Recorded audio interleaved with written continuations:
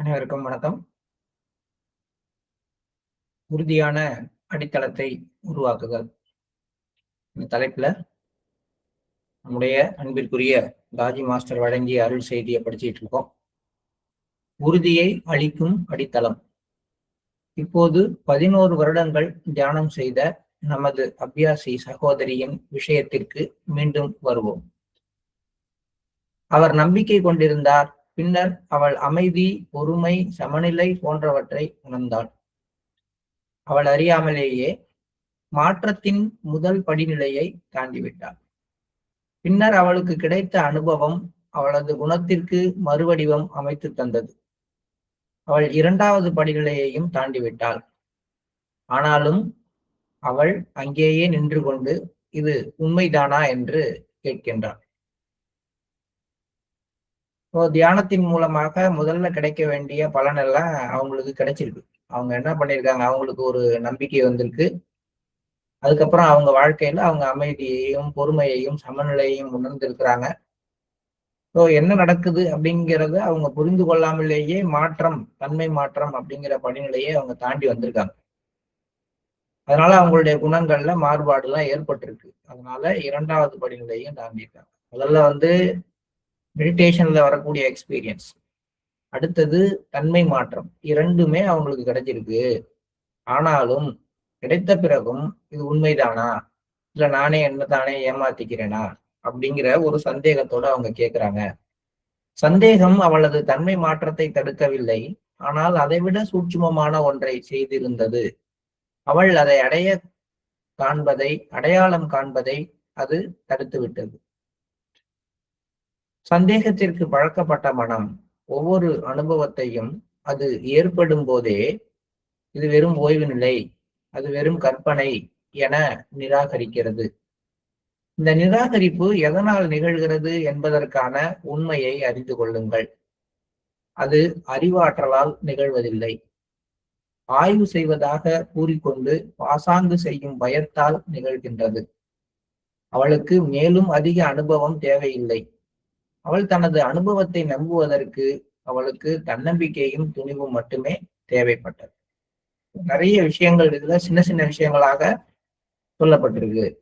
ஒண்ணு, சந்தேகம் அப்படிங்கிறது நம்முடைய பயிற்சியினால் ஏற்படக்கூடிய விளைவுகளின் மீது எந்த விதமான ஒரு தாக்கத்தையும் ஏற்படுத்தாது. கொஞ்சம் வித்தியாசமா இருக்கும் இது கேட்கறதுக்கு, ஆனா அதுதான் உண்மை. இப்ப ஒரு குக்கருக்குள்ளார உருளைக்கிழங்க போட்டுட்டு அடுப்பை பத்த வச்சு குக்கரை மூடிட்டு நீங்க சந்தேகப்படுறதுனால உருளைக்கிழங்கு வேகாம இருக்காது. என்னதான் சந்தேகப்பட்டுட்டு இருந்தாலும் அந்த ப்ராசஸ் கண்டினியூ ஆனதுன்னா இந்த டிரான்ஸ்பர்மேஷன் அங்க வந்துடும். இப்ப பிரச்சனை என்ன அப்படின்னா, வெந்ததுக்கு அப்புறம் எடுத்து அதை திறந்து இது வெந்திருக்கும், இதை எடுத்து நம்ம சமைப்போம் அப்படின்ற முடிவுக்கு வர்றதுலதான் பிரச்சனை. அது வந்தாதானே அது வேக வச்சதனுடைய ஒரு அடுத்த கட்டத்தை நம்ம நோக்கி போக முடியும். அது வெந்திருக்காது, அது உள்ளார குக்கர்ல போட்டா அது வேகாது, அதெல்லாம் யூஸ் பண்ண முடியாது அப்படின்னு அப்படியே தூக்கி ஓரமா வச்சுட்டா அந்த ப்ராசஸ் நடந்திருந்தா கூட அதுக்கு அடுத்த கட்டம் வரல. இதேதான் நம்முடைய தன்மை மாற்றத்தில். அதுதான் அவர் சொல்றார், சந்தேகம் அவளது தன்மை மாற்றத்தை தடுக்கவில்லை, தன்மை மாற்றம் ஏற்பட்டுதான் இருந்தது. ஆனால் அதை விட சூட்சுமமான ஒன்றை அது செய்தது. அது என்னன்னா, அவங்க அதை தன்மை மாற்றம் என்று அடையாளம் கண்டு கொள்ள விடாமல் செய்தது. இது சும்மா அப்படிதான் மேலோட்டமா அப்படி வெந்த மாதிரி இருக்கும், ஆனா உள்ளுக்குள்ள நல்லா இருக்காது, இது வேண்டாம்னு சொன்னீங்கன்னா அந்த உருளைக்கிழங்கை நீங்க யூஸ் பண்ண முடியாது. அது மாதிரி என்னப்பா ரிலாக்ஸேஷன் சொன்னா அது மாதிரி இருக்கு, அப்படிதானே நல்ல ஒரு ஃபீலிங் இருக்கு, அதெல்லாம் கிடையாதுங்க. இது சும்மா வெறும் ரிலாக்ஸ் ஆகுறது மைண்டு தான், இதனாலலாம் ஒண்ணும் ஆகாது. இன்னைக்கு தியானத்துல அப்படியே பறக்கிற மாதிரி இருந்துச்சு, அதெல்லாம் உங்க கற்பனை பறக்கிற மாதிரி இருக்கிறதெல்லாம் அதெல்லாம் மூளையுடைய சில விஷயங்கள்ல ஒரு சில தகவமைப்புகள்ல ஏற்படுற அழுத்தங்கள்னால உருவாகிறது. இந்த ஃப்ரான்டல் கார்டெக்ஸ்ல இது மாதிரி உருவாகுது. அந்த பின்னாடி இந்த புள்ளியை அழுத்தினா எல்லாருக்குமே இது கிடைக்கும். ஒரு சின்ன ஒரு மாத்திரை விற்கிது, அந்த மாத்திரையை வாங்கி போட்டீங்கன்னா இதை விட ஆழமா நீங்க பறக்கிற மாதிரி உணரலாம். இப்படி எல்லாம் சொல்றதுக்கு ஆட்கள் இருக்காங்க. நீ அதுவும் படிச்ச புத்திசாலிகள், அபியாசி வீட்டுல இருக்கிற புத்திசாலிகள் எல்லாம் எடுத்துக்கிட்டு தியானம் பண்றதுனால என்ன கிடைக்குன்னு அவங்கள்ட்ட பேசுனீங்கன்னா அவங்க எல்லாருமே இது மாதிரி நிறைய சொல்லுவாங்க. என்ன காரணம்? அவங்களுக்கு சந்தேகம். சந்தேகம் என்ன பண்ணுது, என்ன கொடுத்தாலும் நீங்க என்னதான் ஒருத்தர் மேல அன்பா இருக்கீங்கன்னு வச்சுங்களேன், அவர் உங்க மேல சந்தேகப்படுறாருன்னு வச்சுங்களேன், நீங்க எது கொடுத்தாலும் அவர் வாங்கிக்குவார். ஆனா நீங்க உங்க அன்பை அவர் பார்க்க மாட்டாரு. உங்க மேல ஒரு சந்தேகம், இவர் எதுக்கு இது கொடுக்குறாரு, இதுக்கு அடுத்து ஏதாவது கடன் கேட்பாரோ, இல்ல இதை கொடுக்கறது மூலமா நம்ம கிட்ட ஏதாவது ஒரு சிபாரிசு கேட்க போறாரோ, இதை கொடுத்து நைஸா உள்ள வராரு, குடும்பத்துல ஏதாவது குழப்பத்தை உண்டாக்கிடுவாரோ, இப்படியே அது உங்களுடைய எல்லா செயல்பாடுகளுக்கும் வண்ணம் பூசுற வேலையை செய்ய ஆரம்பிக்கும். அதனால ஒரு சந்தேகத்திற்கு பழக்கப்பட்ட மனம் ஒவ்வொரு அனுபவத்தையும் அது ஏற்படும் போதே அதை வெறும் ஓய்வு நிலை, வெறும் கற்பனை என்று நிராகரித்து விடுகின்றது. இந்த நிராகரிப்பு எதனால நிகழ்கின்றது? சந்தேகம் எங்கேருந்து வருது? இந்த சந்தேகம் புத்திசாலித்தனத்திலேருந்து வரல, பயத்திலிருந்து வருது. புத்திசாலிகள் சந்தேகப்படுவதில்லை, அவங்க ஆராய்ச்சி பண்றாங்க, அவ்வளவுதான். ஆராய்ச்சி பண்றவங்க என்ன செய்யறாங்க, சரியா தப்பான்னு அதுக்கு ஒரு எக்ஸ்பெரிமெண்ட் வச்சு அந்த எக்ஸ்பெரிமெண்ட்ல இருந்து முடிவு பண்ணிக்கிட்டு அதுக்கப்புறமேட்டுக்கு நம்ப ஆரம்பிச்சிருவாங்க. ஆனா பயம் உள்ளவர்கள் என்ன செய்தாலும் ஆய்வு செய்வதாக கூறிக்கொண்டு பாசாங்கு செய்கின்ற பயம்தான் சந்தேகத்திற்கு காரணமாகிறது.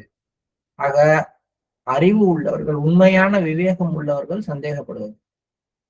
ஆனா நான் ரொம்ப விவேகி அப்படின்னு பயத்தோட யார் ஒருத்தன் இருந்துகிட்டு அதை பாசாங்கா விவேகம்னு நினைத்து கொண்டு யார் இருக்கிறாங்களோ அவங்கதான் சந்தேகப்படுறாங்க. இந்த நேரேஷன்ல வரக்கூடிய இந்த அபியாசி சகோதரிக்கும் இதுக்கு மேல அதிக அனுபவங்கள் தேவை கிடையாது. ஏன்னா அவங்களுக்குள்ளார எல்லா அனுபவங்களும் கிடைச்சிருக்கு, தன்மை மாற்றம் நிகழ்ந்திருக்கு. அவங்க நம்ப மறுக்கிறாங்க.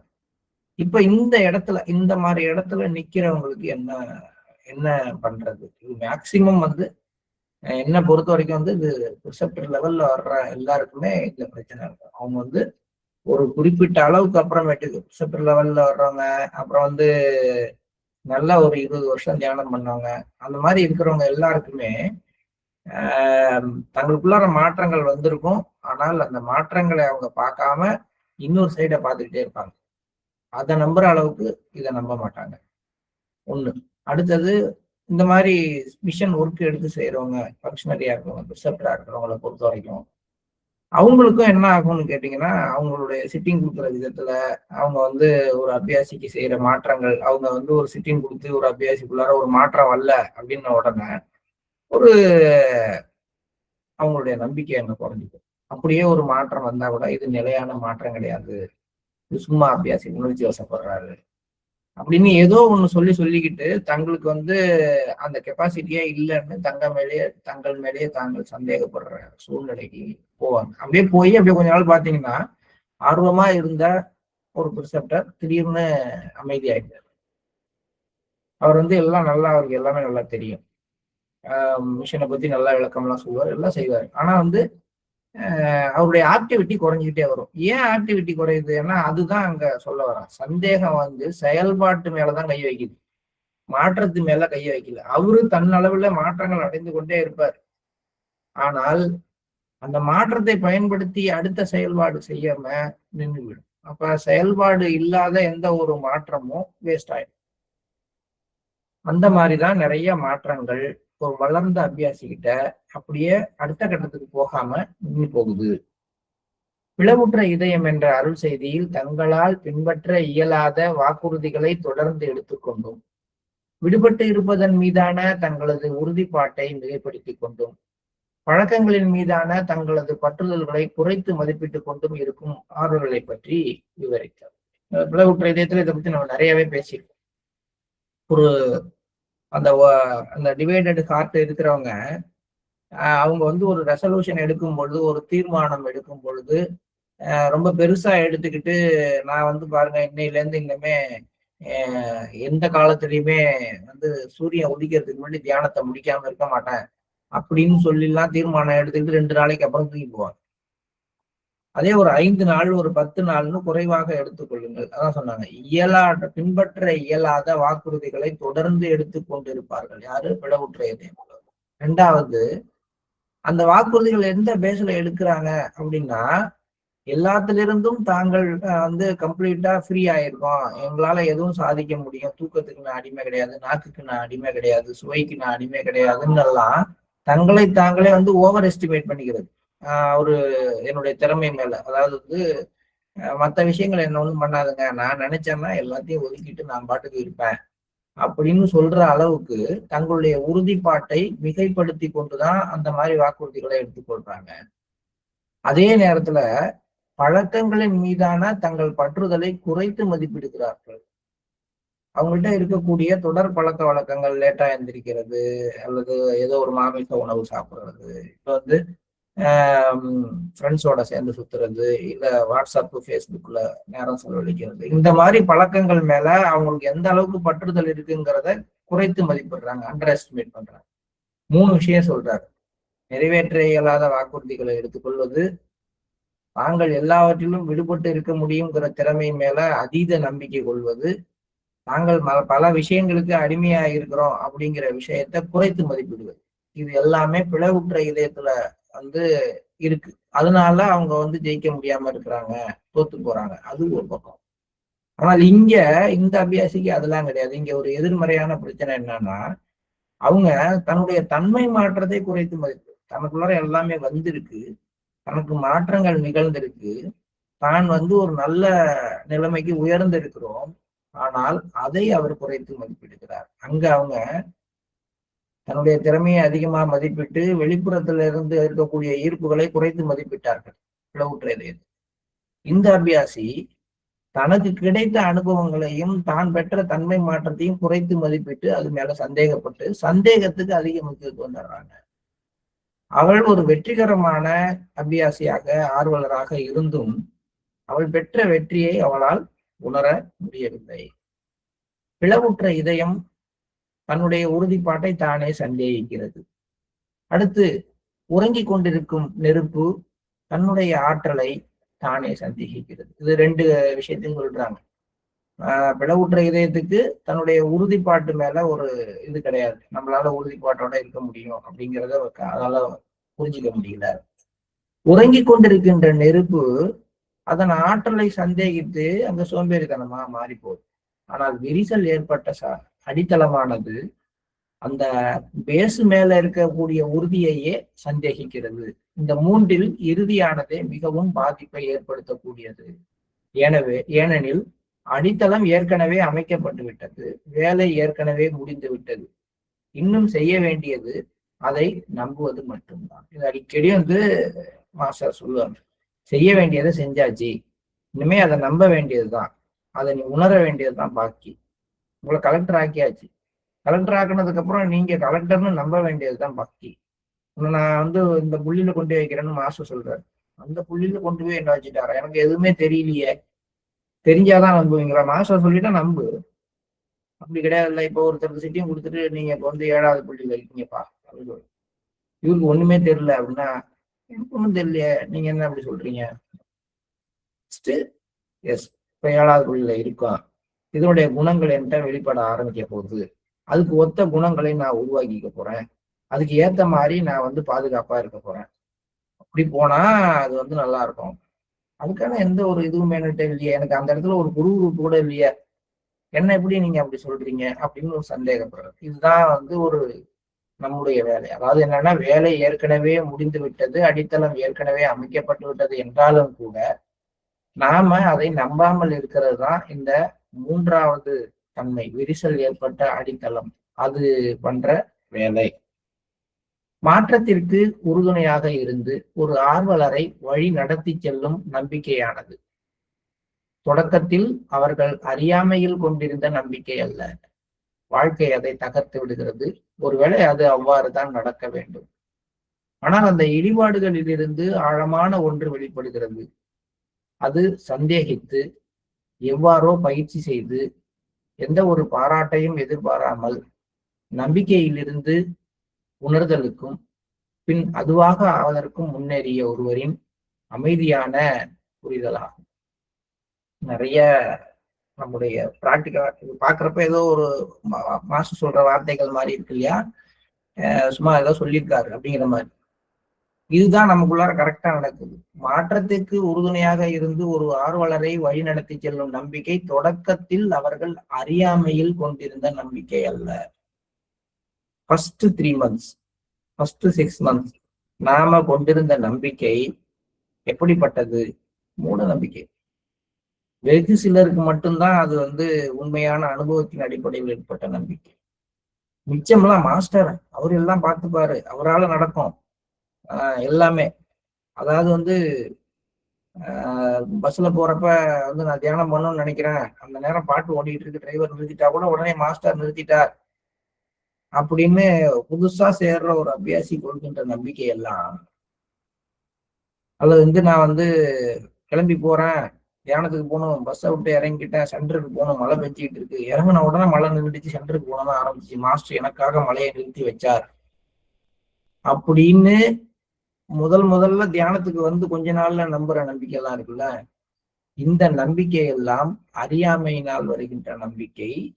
இந்த நம்பிக்கை கொஞ்ச நாளைக்கு ஃபியலிங்கா இருக்கும், கொஞ்ச நாளைக்கு தூண்டி விடும் அவங்கள. எது நடந்தாலும் அவங்க மூடத்தனமா நம்புவாங்க, இது மாஸ்டரால் நடந்துச்சு, இது மாஸ்டர் தான் செஞ்சாரு. அதுக்கப்புறம் அந்த முதல் புள்ளியில ஒரு ஒரு யாத்திரைய ஸ்டார்ட் பண்ணி விட்டுட்டு அது நடக்க ஆரம்பிக்கிறப்ப பாத்தீங்கன்னா அந்த நம்பிக்கை எல்லாம் தகர்க்கப்படும். அதுதான் வாழ்க்கையில நடக்கும். மாஸ்டர் அதுதான் செய்யறாரு. அதனாலதான் பாத்தீங்கன்னா 3 மாசம் 2 மாசத்துக்கு அப்புறம் பல அபியாசிகள் காணாம போறாங்க. ஏன்னா மூட நம்பிக்கையினால் கட்டமைக்கப்பட்ட அந்த ஃபியலிங்ல இந்த வண்டி ஓட முடியாது. அதனால பாத்தீங்கன்னா இப்போ எல்லாருமே ஒரு கட்டத்துல ஒரு ஒரு வெகு சிலர், நான் சொல்ற ஒரு 20% 30% விட்டுட்டு சில பேரை பாத்தீங்கன்னா ஒரு 2 மாசத்துக்கு அப்புறம் காணா போயிட்டு 2 வருஷத்துக்கு அப்புறம் திரும்பி, சில பேர் 10 நாள்ல திரும்பி வந்துடுவாங்க, சில நாள் 2 நாள் இல்ல 2 வாரம் இல்லாம போயிட்டு திரும்பி வந்துடுவாங்க. அது அவங்களுக்கே தெரியாம கூட நடந்திருக்கும். ஆனால் அப்பொழுது அவர்கள் கண்டிருந்த அந்த பழைய நம்பிக்கைகள் தகர்க்கப்பட்டிருக்கும். அப்படி தகர்த்து விட்டுத்தான் திரும்பி உள்ளார அனுமதிக்கிறார் மாஸ்டர். அது அவ்வாறு தான் நடக்க வேண்டும் என்று சொல்றார். ஆனால் இப்படி எனக்கு இது நடந்துரும், என் குழந்தைக்கு கல்யாணம் நடந்துரும், என் பையனுக்கு சீட்டு கிடைச்சிரும், இது மாதிரி ஏதாவது ஒண்ணுலாம் நம்பிக்கை எல்லாம் வச்சுக்கிட்டு உள்ள அந்த நம்பிக்கைகள் தகர்க்கப்பட்ட பின்பு, ஆனா உள்ளுக்குள்ள டிரான்ஸ்மிஷன் போயிருக்குல்ல, அதான் அவர் எவ்வளவு சொல்றாரு, அந்த இடிபாடுகளில் இருந்து ஆழமான ஒன்று வெளிப்படுகிறது. அந்த ஆழமான ஒன்று முதல்ல ஒருவேளை இந்த நம்பிக்கை எல்லாம் தகர்ந்தவொடனே சந்தேகம் தானே வரும். அதெல்லாம் மூடத்தனமா நம்பிக்கை வைக்கிறேன், எல்லாம் அவர் பார்த்துக்குவாரு, எல்லாம் அவர் பார்த்துக்குவாருன்னு. அவர் சொல்றாரு, நான் உன்னை கூட்டிட்டு போவேன்னு தான்ப்பா சொன்னேன், உனக்கு ப்ரஷ் எல்லாம் நான் கொண்டு வரேன்னா, பேஸ்ட் எல்லாம் நான் கொண்டு வரேன், கண்ணுக்காவுக்கு ஒரு தடவை கூட்டு போறேன், நான் பாத்துக்கிறேன் வான்னு சொன்னா என்ன அர்த்தம்? பத்திரமா கொண்டு போய் சேர்ப்பேன்னு தான் அர்த்தம். இவர் காலம்புறம் எந்திரிச்சோன்னா பல்லு விளக்கறதுக்கு பேஸ்ட்ல இருந்து, இவரு குளிக்கிறதுக்கு துண்டுல இருந்து எல்லாமே நான் கொடுத்து நான் பாத்துக்க முடியாது. ஆனா அவர் நம்பிக்கை எப்படி இருக்கும்னா, அவர் பாத்துக்குவாருன்னா எல்லாம் பாத்துக்குவார் அப்படின்னு இருக்கும். இதெல்லாம் நீதான்ப்பா பாத்துக்கணும், சாப்பாட்டுக்கெல்லாம் நீதான் பாத்துக்கணும்னு அப்புறம் சொல்லும் பொழுது அவரு நம்பிக்கை குறைஞ்சிடும். அப்படிதானே? இது ஒரு எடுத்துக்காட்டுக்கு சொல்றேன். அது மாதிரி ஒரு லாங் டைமா என்னை ஸ்பிரிச்சுவலா கூட்டிட்டு போகணுங்கிற மாஸ்டர்கிட்ட நான் மூச்சு விடுறத நீ தான் பாத்துக்கணும், எங்க வீட்டுல இருக்கிற பிரச்சனையை நீ தான் பாத்துக்கணும், நான் வீட்டை பூட்டாம வந்தா நீ தான் பாத்துக்கணும்னு கேட்டா எப்படி இருக்கும்? இதெல்லாம் நீ தான்ப்பா பாத்துக்கணும், உன்னை அங்க கூட்டு போறதுதான் என் வேலைன்னு சொல்லுவாரு. ஆரம்பத்துல முதல்ல இதெல்லாமே செஞ்சுதான் உங்களை கூட்டு வருவார். அதுக்கப்புறம் தொடர்ந்து பண்ண மாட்டாரு. ஏன்னா அந்த நம்பிக்கையை தகர்த்து விட்டு உங்களுக்குள்ளார ஒரு புது லட்சியத்தோட விதையை ஊனிய பிறகு மாஸ்டர் என்ன பண்றாரு, உங்களை தனியா விடுறாரு. அந்த காலகட்டத்துல நம்பிக்கைகள் தகர்க்கப்படும். ஆனா ஒண்ணே ஒண்ணு, பிடிமானம் வந்துடும் உள்ளுக்குள்ளார. ஒரு யாராவது ஒரு ட்ரெயினர் மூலமோ அல்லது மாஸ்டர் நேரடியாகவோ உங்களை ஒரு கனெக்ஷனை கிரியேட் பண்ணி வச்ச பிறகுதான் உங்களுக்கு அந்த வேலையை செய்யறாரு. அதனால நம்ம என்ன பண்றோம், அவ்வளவு நம்பிக்கைகளும் தகர்ந்து தளர்ந்து விட்டுடுவோம் அப்படின்னு விட்டுட்டு, இப்ப என்ன போகலன்னா இதுக்கும் அதுக்கு என்ன சம்பந்தம் அப்படின்னு எல்லாம் செஞ்சுட்டு அதன் பிறகு விட முடியாம திரும்பி வர்றாங்க. அப்படி வர்ற ஒருத்தர் எப்படி முதல்ல நம்பிக்கை இழந்து சந்தேகத்தோடய திரும்பி வர்றாரு, அப்புறமும் பயிற்சி செய்யறாரு, அப்புறம் இன்னும் கொஞ்ச நாள் முயற்சி பண்ணி எந்த பாராட்டையும் எதிர்பாராமல், இந்த வாழ்க்கை ரொம்ப முக்கியம், அதை தூண்டி விட்டுக்கிட்டே இருக்கணும். நீங்க நல்லா செய்யறீங்க, உங்களுக்கு நல்ல, உங்க ஹார்ட்ல நல்லா இருக்கு, உங்களுக்கு மாஸ்டர் நிறைய செய்வாரு, இந்த மாதிரியான ஒரு ஆசை வார்த்தைகள், ஒரு நம்பிக்கை, ஒரு பாராட்டு, இதெல்லாம் வேண்டி கிடக்கு அபியாசி. ஆனா அவர் முன்னேற ஆரம்பிக்கிறப்ப இந்த சந்தேகத்தை தாண்டி, இந்த பாராட்டை தாண்டி தானாகவே ஒரு உண்மையான நம்பிக்கை உள்ளுக்குள்ள டிரான்ஸ்மிஷன் வருது. மாஸ்டர் என்னுடைய பக்கத்துல இருக்கார் அவரு எனக்கு எனர்ஜி கொடுப்பாரு, நான் செய்வேன் அப்படின்னு ஆழமான நம்பிக்கை வந்து, அந்த நம்பிக்கையிலிருந்து உணர்தலுக்கும் அதிலிருந்து அதுவாகவே மாறுவதற்கும் முன்னேறிய ஒருவரின் அமைதியான புரிதல். எதை சொல்றாரு இது? இன்னுமே அதை நம்புவது மட்டும்தான் சொல்லிட்டு இந்த புரிதலை பத்தி சொல்றார். இந்த புரிதல் வரும் பொழுதுதான் சந்தேகம் விடைபெறுகின்றது. இரண்டாவது முறையாக தோன்றும் இந்த நம்பிக்கையால் இனி நீங்கள் ஒருபோதும் சந்தேகிக்க மாட்டீர்கள் என்று அர்த்தமல்ல. ஆனால் அந்த சந்தேகம் உங்கள் வாழ்க்கையை இயக்க அனுமதிக்க மாட்டேன். கேட்டு பாருங்க. கொஞ்ச நாள் கழிச்சு மிஷனுக்கு திரும்பி வராங்கல்ல, போயிட்டு அவங்கள கேட்டு பாருங்க. அவங்க அவ்வளவு சீக்கிரம் இங்க இருந்து போக மாட்டாங்க. இன்னும் சொல்ல போனா நிறைய பேரு அதுக்கப்புறம் தான் ப்ரிசெப்டர் ஆவாங்க. இந்த ஃபர்ஸ்ட் என்ட்ரன்ஸ்ல உடனே இருக்கிற அந்த சுறுசுறுப்பு, அந்த உணர்ச்சி வசப்பட்ட நிலைமை, அந்த நம்பிக்கை எல்லாமே வந்து ஒரு ஒரு காலகட்டத்துல மங்கி காணா போய் திரும்பி வரும் பொழுதுதான் அது ஸ்டாண்ட் ஆகும். இந்த இரண்டாவது முறையாக தோன்றுகின்ற நம்பிக்கை தான் ஆழமான நம்பிக்கை, சூட்சுமமான நம்பிக்கை. அது வரும் பொழுது இந்த நம்பிக்கை வந்துருச்சு, இனிமே இருப்பனா, சந்தேகமே வராத எனக்கான வரும். பட் அந்த சந்தேகம் உங்களை எப்பொழுதும் இதை விட்டு வெளியில கொண்டு போகாது. உங்களை அது வழி நடத்த அனுமதிக்க மாட்டீர்கள். ஒவ்வொரு நாள் காலையிலும் செய்யும் தியானம் நம்பிக்கையையும் கடந்த ஆழமான ஒன்றிற்கு உங்களை கொண்டு செல்கின்றது.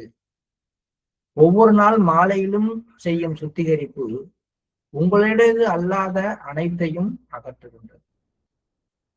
இப்ப காலையில தியானத்துல எனக்கு ஏதாவது நடந்தாதான் அப்படின்னு இல்லை, நீங்க எந்த அளவுக்கு நடக்கும்னு நம்புறீங்களோ அதையும் கடந்த ஒரு நிலைமைக்கு, ஆழமான ஒன்றிற்கு உங்களை இட்டு செல்கின்றது. ஏன்னா நான் எதை நம்ப முடியும்? என் கண்ணால பார்த்து என்னால உணர முடிஞ்ச அளவுக்கு மட்டும்தான் என் நம்பிக்கை விரிவடைஞ்சிருக்கு. அதை தாண்டிய ஒண்ணு என் பக்கத்துல இருக்கு அப்படின்னா அதை நான் எப்படி நம்புவேன்? அதை பத்தி எனக்கு எதுவுமே தெரியாது. அதனுடைய வீச்சு என்ன, அது என்கிட்ட என்ன மாதிரி மாற்றங்களை ஏற்படுத்த போகுது, எதுவுமே எனக்கு தெரியாதுங்கிறப்ப எனக்கு என்ன, எனக்கு எப்படி அதை நான் உணர முடியும்? உணரவே முடியாது. ஆனா ஒவ்வொரு தியானமும் காலையில அப்படிப்பட்ட ஒரு ஆழமான இடத்திற்கு, இதுவரை நீங்கள் அறிந்திராத ஒரு உணர்வு ஒரு நிலைக்கு உங்களை தூக்கிட்டு போகுது. அறிந்திராத ஒரு உணர்வு நிலையை நான் எப்படி ஐடென்டி பண்ண முடியும்? அதனால எனக்கு தெரிஞ்ச விஷயங்களை மட்டும்தான் நான் அங்க பார்த்துட்டு வருவேன். அங்க இருக்கக்கூடிய அற்புதமான விஷயம் என் கண்ணுக்கு தெரியாது. இப்படிதான் ஒவ்வொரு தியானமும் நகருது. ஒவ்வொரு நாள் மாலையிலும் செய்கின்ற சுத்திகரிப்பு உங்களுக்கு தெரியாமலேயே உங்களுடையது அல்லாத எல்லாவற்றையும் உங்களை விட்டு வெளியேற்றுகின்றது. துணிவுடன் செய்கின்ற ஒவ்வொரு செயலும் சந்தேகத்தின் ஆதிக்கத்தை பலவீனமாக்குகிறது. இதுதான் சந்தேகத்துக்கான ஒரே மாற்று மருந்து. சந்தேகப்படுறதை எப்படி சார் நீக்கிறது? மனசால போராடி நீக்க முடியாது. சந்தேகத்தை தொடச்சி எறிஞ்சிட்டு அடுத்த கட்ட அடியை எடுத்து வைக்கிறப்ப மட்டும்தான் சந்தேகம் நீக்கப்படுகின்றது. துணிவுடன் செய்கின்ற ஒவ்வொரு செயலும் சந்தேகத்தின் ஆதிக்கத்தை பலவீனமாக்குகிறது. இந்த பாதையில் நீங்கள் பயணித்துக் கொண்டு இருக்கிறீர்கள். உங்கள் காலை பொழுதுகள் அதை உறுதிப்படுத்துகின்றன. உங்களது பொறுமை அதை வெளிப்படுத்துகிறது. பல ஆண்டுகளுக்கு முன் இருந்ததை விட மேலும் மேலும் அமைதியாக இருக்கும் உங்களது இதயம் அதை நிரூபிக்கிறது. இப்போது எஞ்சி இருக்கும் ஒரே கேள்வி என்னவெனில், உங்கள் வாழ்க்கை ஏற்கனவே உங்களுக்கு வெளிப்படுத்தியதை நீங்கள் நம்ப போகிறீர்களா? அல்லது மாற்றத்தின் நுழைவாயிலில் நின்று கொண்டு இன்னும் எனக்கு ஒரு ஆதாரம் வேண்டும் என்று கேட்டுக்கொண்டே இருக்க போகிறீர்கள்? இதுதான் கடைசியான கேள்வி. இப்போ இந்த மாதிரி ஒரு ஒரு எல்லாமே கிடைக்குது, ஒவ்வொரு நாளும் மாற்றங்கள் வருது, நம்மளை சுற்றி இருக்கவங்கள்ட்ட மாற்றங்கள் பார்க்க முடியுது, எல்லாமே உங்களுக்கு தெரியுது. ஆனால் ஒவ்வொரு முறையும் உங்களுக்கு தேவையா? ஒவ்வொரு சிட்டிங்லயும் நீங்க மாற்றத்தை எதிர்பார்க்கணுமா? இல்ல ஒரு முறை ஒரு சிட்டிங் வாங்கணும், அது ஒரு நல்ல ஒரு சேஞ்சை கொடுத்தது அப்படிங்கும் பொழுது அடுத்த முறை ஒவ்வொரு சிட்டிங்லயும் எனக்கு சேஞ்ச் வந்தாதான் நான் போன சிட்டிங் நல்லாவே இல்லை, மண்ணு மாதிரி இருந்துச்சு, வேற பெருசப்பட்ட போவோம் அப்படின்னு போக போறீங்களா? இல்ல அந்த இந்த சிட்டிங்குடைய எஃபெக்ட் மாஸ்டர் கொடுத்தது, எனக்கு என்ன நடக்குதோ அது கட்டாயம் நடக்கும் அப்படின்னு நம்பி அடுத்த கட்டத்துக்கு போக போறேன்.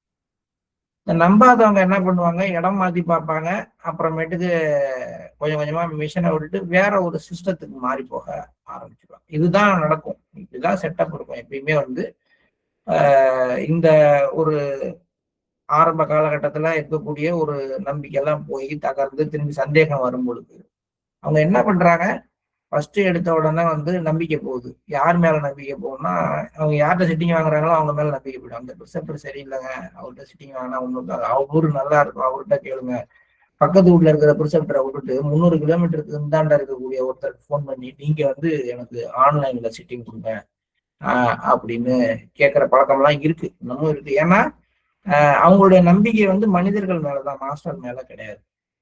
இப்ப யாரோ ஒருத்தர் ஒரு அபியாசி இருக்காரு, அந்த அபியாசிக்கு வந்து ஒரு ஒரு ஒரு மாற்றம் வேணும் இதயத்துலன்னா அந்த மாற்றத்தை கொடுக்கக்கூடியவர் மாஸ்டரா ப்ரிசெப்டர்? மாஸ்டர் தான். அந்த ப்ரிசெப்டருக்கு மூலம் அவர் எந்த ப்ரிசெப்டர் மூலம் வேணாலும் அந்த மாற்றத்தை கொண்டு வர முடியும். இப்ப எங்க பிரச்சனை இருக்குன்னு கேட்டா, இந்த அபியாசிக்கு பழக்கப்பட்ட அந்த பக்கத்து வீட்டு ப்ரிசெப்டர் மேல மரியாதை கிடையாது, சந்தேகம். இவரு குவாலிட்டி சரி கிடையாது அப்படின்னு ஒரு சந்தேகத்தோட அங்க போய் முன்னாடி உட்கார்ந்தா என்ன வேலையும் நடக்கிறத நம்மளேதான் நிறுத்துறோம். இப்ப பாருங்களேன், மாற்றத்துக்கு எனக்கு உள்ளார மாற்றம் வந்துச்சு அப்படிங்கிறத நம்பாம இருக்கிறது ஒரு பக்கம், நான் மாறுறதுக்கு தகுதி உள்ள ஆள் ஒருத்தர் என்கிட்ட வந்து வேலை செய்யறாருங்கிறத விட நான் நம்புறது கிடையாது. அப்புறம் எப்படி மாற்றம் வரும்? அதனால நீங்க வந்து உங்களுடைய அனுபவங்கள் எல்லாமே மாஸ்டரால் கொடுக்கப்பட்டதுன்னு நம்புறீங்களா? ஃபர்ஸ்ட்.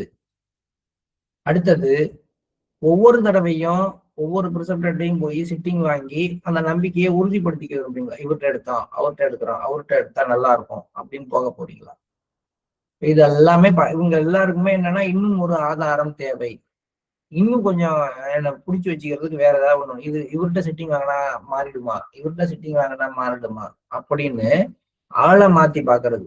இது ஒரு காலகட்டத்துல என்ன பண்ணும், இந்த அமைப்புல இருந்து தியானம் பண்ணுவோமா, இன்னொரு அமைப்புல இருந்து தியானம் பண்ணுவோமான்னு மாறி போகுது. அப்படித்தானே ஆகும். ஸோ நம்மகிட்ட இருக்கக்கூடிய சந்தேகம் எப்படியெல்லாம் வெளிப்படுது? நமக்கு முன்னாடியே வெளிப்படுது, நமக்கு எதிரில் இருக்கிற மனிதர்களை நம்புறதுல வெளிப்படுது, இந்த சென்டரை விட்டு அந்த சென்டர்ல போய் சத்சங்கம் பண்ணா நல்லா இருக்கும் அப்படிங்கும்போது இதெல்லாம் மேலோட்டமா சில மாற்றத்தை ஏற்படுத்தலாம். உண்மைதான். ஆக்சுவலா வந்து ஒரு ப்ரிசெப்டர்ல இருந்து இன்னொரு ப்ரிசெப்டர் போய் சிட்டிங் ஆகுறப்போ ஒரு டிஃபரன்ஸ் இருக்கிறதுக்கும், ஒரு சென்டர்ல இருந்து இன்னொரு சென்டர்ல போய் சத்சங்கம் அட்டன் பண்றப்ப டிஃபரன்ஸ் இருக்கிறதுக்கும் காரணங்கள் இருக்கு. அந்த காரணங்கள் வந்து நம்முடையதுதான். என்னன்னு கேட்டா, நம்ம ஒவ்வொரு இடத்துலையும் நம்ம பதிவுகளை விட்டு வச்சிருக்கோம். அந்த பதிவுகள் அங்க போகும் பொழுது அதுக்குரிய எண்ணங்களை சிந்தனைகளை உருவாக்கி விட்டுருது. ஆனா புது இடத்துக்கு போகும் பொழுது அங்க நமக்கு நம்ம உருவாக்கின பதிவுகள் இல்லாததுனால அங்க நமக்கு எண்ணங்கள் குறைவாகி அங்க என்ன நடக்குதோ அதை நம்ம ஃபீல் பண்ண ஆரம்பிச்சோம். இதனாலதான் ஒரு புது இடத்துக்கு போய் உட்கார்ந்து தியானம் பண்றப்ப நல்லா இருக்கு. அது மாதிரி ஒவ்வொரு சென்டர்லயும் இருக்கக்கூடிய அபியாசிகளுடைய அந்த ஒரு வைப்ரேட்டரி லெவல் என்ன இருக்கோ அதுக்கு ஏத்த மாதிரி வெளிப்புறமான நாம உணர்ற விஷயங்கள் வித்தியாசமா இருக்கும். ஆனா நமக்கு கிடைக்கிற அந்த சூட்சுமமான அந்த டிரான்ஸ்மிஷன்ங்கிறது நம்ம உள்ளமைப்பை பார்த்து மாஸ்டர் கொடுக்கறது தான். அது எங்க போனாலும் நமக்கு ஒரே மாதிரிதான் இருக்க போகுது. ஸோ வெளியில எதை தேடினாலும் சரி, உள்ளுக்குள்ளார நான் அதுக்கு தயாராகாத வரைக்கும் அது எனக்கு கிடைக்காது. நம்ம இன்னமும் வெளிப்புறமான ஒரு ஒரு சுகந்தத்தை தான் நாடிக்கொண்டிருக்கிறோம். அது கிடைக்கல அப்படின்னா சந்தேகம் வருது. அனைத்திற்குமான ஒரே மாற்று மருந்து. இந்த 3 செய்திகளிலும் நமது உள்முக பிரதேசத்தில் நமக்கு கிடைக்க பெறும் அனுபவங்களையும் நமது மனப்பாங்குகளையும் அவற்றுக்கிடையேயான போராட்டங்களையும் பற்றி அறிந்து கொண்டோம். பிளவுற்ற இதயம் அது விரும்புவதற்கும் அறிந்தவற்றுக்கும் இடையில் பிளவுற்ற ஒரு இதயத்தை வெளிப்படுத்தியது. அது எதுக்கோ ஒண்ணுக்கு ஆசைப்படுது, ஏதோ ஒன்னா மாற விரும்புது. இந்த ரெண்டுக்கும் இடையில ரெண்டா உடஞ்சி நின்று இதுக்கு கொஞ்சம் அதுக்கு கொஞ்சம் டயத்தை கொடுக்குது. அடுத்தது நோக்கத்தை விழித்தெழ செய்தல். அந்த தலைப்புல ஒரு ஆற்றல் நோக்கம் இல்லாமல் எப்படி போயிடுது, பயனற்று போய்விடுகிறது, சோம்பலா மாறி போயிடுது என்பதை விளக்கியது. உறுதியான அடித்தளத்தை உருவாக்குதல். இதுல நமது தனிப்பட்ட அனுபவங்களை குறைவாக மதிப்பிட செய்யும் சந்தேகத்தை தடுப்பதன் மூலம் அனுபவங்களின் மீதான நம்பிக்கையை மேலும் வலுப்படுத்துகிறது. இதுதான் வந்து 3வது விஷயம். இப்ப ஒரு ஸ்ட்ராங் ஃபவுண்டேஷன் வேணும் அப்படின்னா நாம பெற்ற அனுபவங்களை நாம் குறைத்து மதிப்பிடக்கூடாது. இந்த குறைத்து மதிப்பிடுதல் 2-3 விதமா நடக்கும். முதல் விஷயம், நானே என்னுடைய அனுபவத்தை குறைத்து மதிப்பிடுவது, அல்லது என்னுடைய அனுபவத்தை ரொம்ப ஒரு எந்தூசியாசமா பக்கத்துல இருக்கவங்கள்ட்ட பகிர்ந்து கொள்ளும் போது அவர்கள் குறைத்து மதிப்பிடுவது. முடிஞ்சு போச்சு. அவர்கள் குறைத்து மதிப்பிட்டு அது மாதிரிலாம் மாஸ்டருடைய ஒரு உருவத்தை நான் இன்னைக்கு மனசுக்குள்ளார பார்த்தேன் அப்படின்னு இங்க பார்த்துட்டேன், இதே இதுல பார்த்தேன்னு எனக்கு தோணுது. பேசாம சத்தம் போடாம திரும்பி தியானம் பண்ணிட்டு அப்புறம் ஒரு தடவை கண்ணை மூடி உட்கார்றப்ப அதே உருவம் வருதுன்னா தியானம் பண்ணிட்டு இப்படியே இருக்கலாம். இன்னைக்கு போய் நான் அதை ஒருத்தட்ட சொல்றேன்னு வச்சுங்களேன், மாஸ்டரோட உருவம்லாம் வருமாயா, இதெல்லாம் கற்பனை, மாஸ்டர் மேல உருவத்து மேல தியானம் பண்ணக்கூடாதுன்னு சொல்லி தானே இங்க வந்திருக்கேன்னு அவர் ஆரம்பிச்சாருன்னா உங்க சந்தேகத்தை நீங்களே, உங்க அனுபவத்து மேல நீங்களே சந்தேகப்பட ஆரம்பிச்சு. ஏன் நடக்கக்கூடாது? ஒருத்தருக்கு வரலாம். அது தொடர்ச்சியாக இருக்கும் பொழுது அதை பற்றி உங்களுடைய பிரிசப்டர்ட்ட ஒரு வார்த்தை சொல்லலாம். அதுவும் செய்தியா தான் சொல்லணும், உணர்ச்சி வசமா இல்லாம. அப்ப ஒவ்வொரு அனுபவமும் முதலில் நம்மால் சந்தேகிக்கப்படுகிறது. தேவையில்லாமல் மற்றவர்கள்ட்ட விளக்கும் பொழுது அவர்களால சந்தேகம் உருவாக்கப்படுகின்றது. நம்ம ஜாக்கிரதையா பார்த்துக்கணும். அதனாலதான் ஆன்மீகத்துல எல்லாம் ரகசியம், எல்லாமே ரகசியம். நமக்கும் மாஸ்டருக்கும் நடுப்புறதான் எல்லாம். அதை எழுதி வச்சுக்கிறது, ஷேர் பண்ணிக்கிறது, இதெல்லாம் தேவையே கிடையாது. அது என்ன பண்ணும்னா பெரும்பாலான நேரங்கள்ல நமக்கு நமக்கு நாமே சந்தேகப்பட்டுக்கிறதுக்கும் மற்றவங்க நம்ம மேல சந்தேகப்படுறதுக்கும் ஒரு காரணத்தை உருவாக்கி கொடுத்துரும். அனுபவங்களின் மீதான நம்பிக்கையை நாம் வலுப்படுத்தி கொள்ள வேண்டும். இந்த 3 விஷயங்களும் உங்கள் பயணத்தை தடை செய்யக்கூடும். இருப்பினும் அவற்றை ஒன்றாக பார்க்கும் போது 3லும் ஒருமித்த கருத்து ஒன்று இழையோடுகிறது. எந்த 3 விஷயம்? ஆசைக்கும் ஆர்வத்துக்குமான போராட்டம். அடுத்தது நோக்கம் அப்படிங்கிறத விட்டுட்டு ஆற்றல் அதுக்கு ஒரு செயல்பாட்டு களம் கொடுக்கப்படாததுனால தேங்கி இருக்கின்ற ஒரு நிலைமை. நம்முடைய அனுபவத்தின் மீது நமக்கே நம்பிக்கை இல்லாததுனால அடுத்த அடியை எடுத்து வைப்பதற்கு துணிவு இல்லாமல் இருப்பது. இந்த 3 விஷயங்களிலும் ஒரு ஒருமித்த கருத்து இழையோடுகிறது. அந்த ஒருமித்த கருத்து என்ன அப்படிங்கிறத நம்ம நாளைக்கு பார்ப்போம். இப்ப நம்ம காலை நேர தியானத்திற்கு செல்லலாம். Please start meditation.